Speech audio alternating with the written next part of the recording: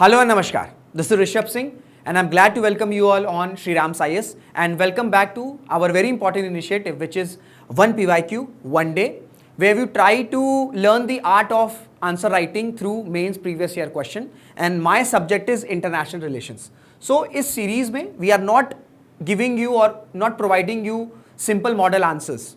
We are trying to learn the art of answer writing through previous year questions like how to introduce a particular question, how to understand the question and what to write especially in the body of the question and how to conclude a particular question. And my subject is international relations and हमने अभी तक 2025, 2024, 2023, 2022, 2021 ये सारे questions when it comes to international relations हमने already cover कर लिए हैं. So if you haven't watched those videos, playlist बनी हुई है, playlist में जाइए and वो सारे questions को देखिए. Today's question is from 2020 and the question number is question number 10. So the question says, Indian diaspora has a decisive role to play in the politics and economy of America and European countries. Comment with examples. Now this is a straightforward question. ऐसा कुछ hidden इसमें catch नहीं है that you have to try to understand some hidden part. No. There is a straightforward question that how the Indian diaspora plays a decisive role in the politics. So the first part of the question is politics and economy. Second one, when it comes to USA and European countries, simply you have to give examples to elaborate your answer. That's it. 150 word का 150 words में you have to write this particular question. 10 marker है तो बहुत ज़्यादा हमें detail में नहीं जाना है. Now, suppose you are sitting in your examination hall, your mains is going on and you have this question.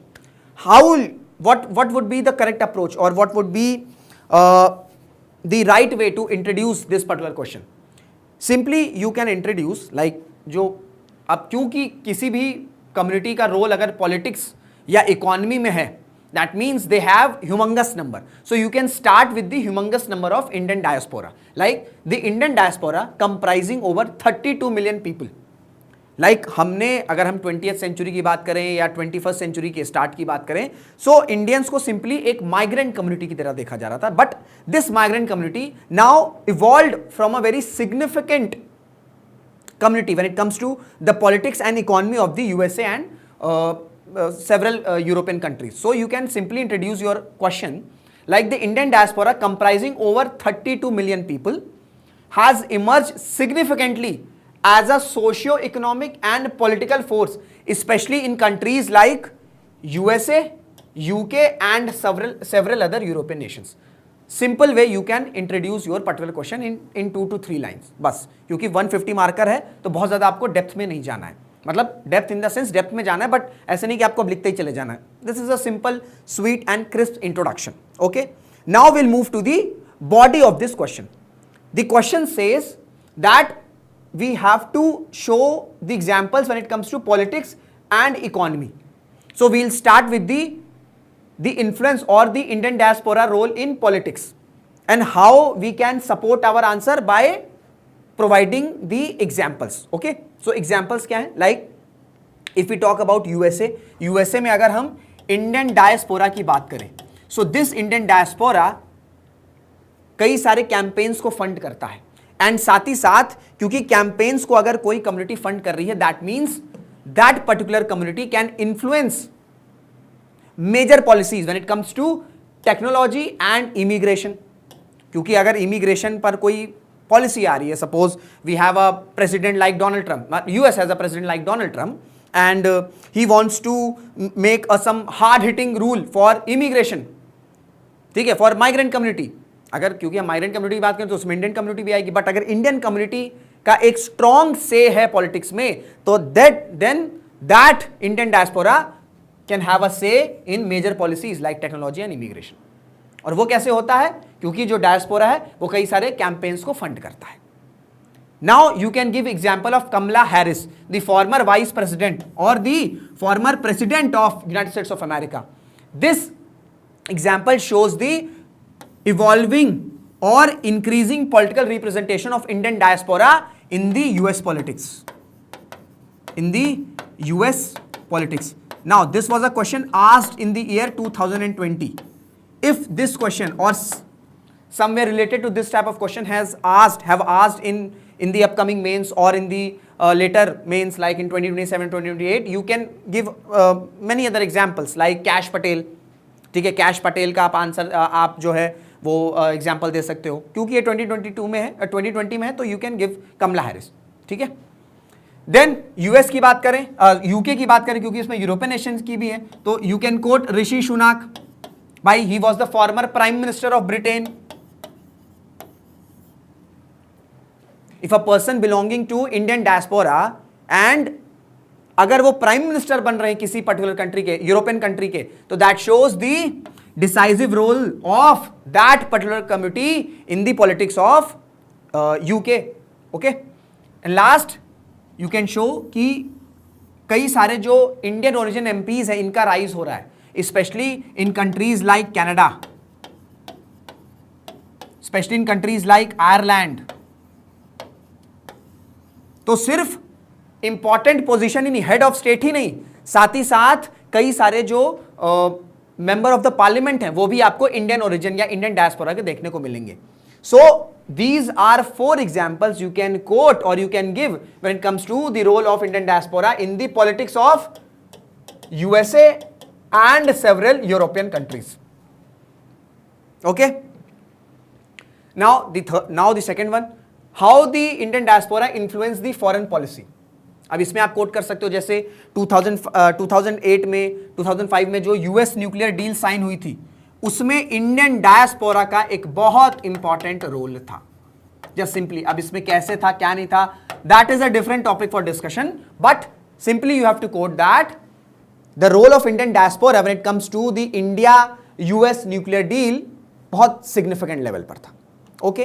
Then जो स्ट्रैटेजिक पार्टनरशिप है जो इंडियन डायस्पोरा है वो एक इंपॉर्टेंट रोल प्ले करता है अपने इन्फ्लुएंस के थ्रू कि एक स्ट्रैटेजिक पार्टनरशिप इंडिया यूएस या इंडिया यूरोपियन कंट्रीज के बीच में हो, specially in areas like defence, specially in areas like technology और specially in areas like trade.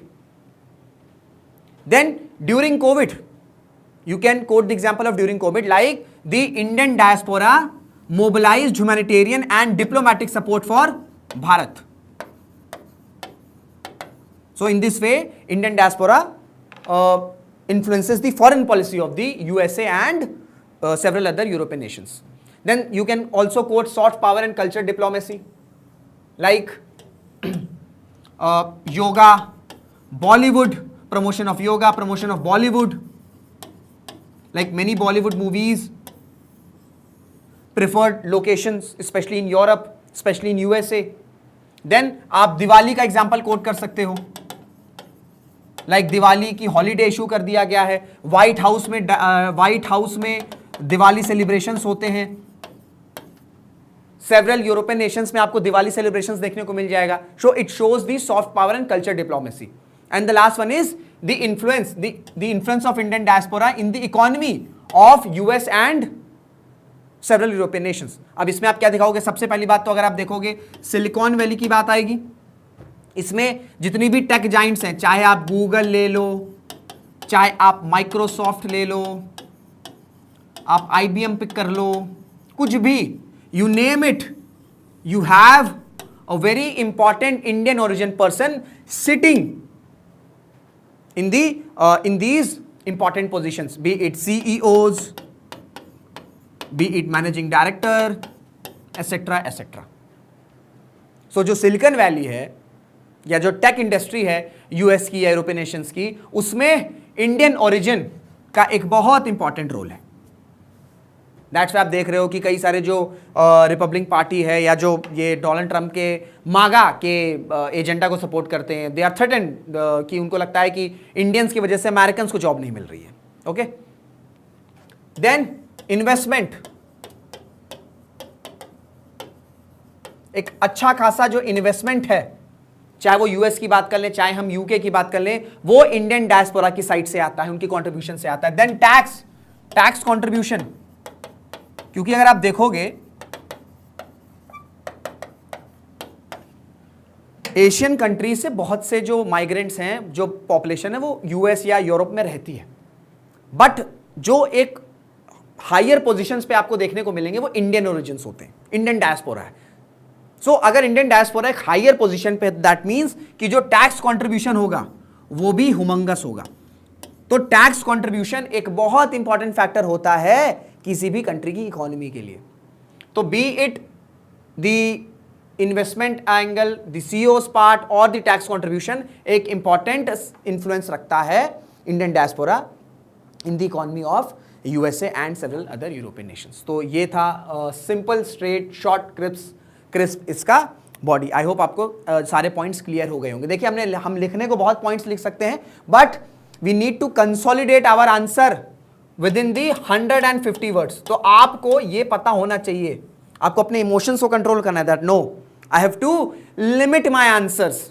You have plethora of points, you can add many other points in this question, but you have to consolidate your answer within the 150 words, and for that 3 to 4 points is enough. Introduction, 2 to 3 lines of introduction, 3 to 4 points of the body of the question, and 1 to 2 lines the way forward or the concluding part.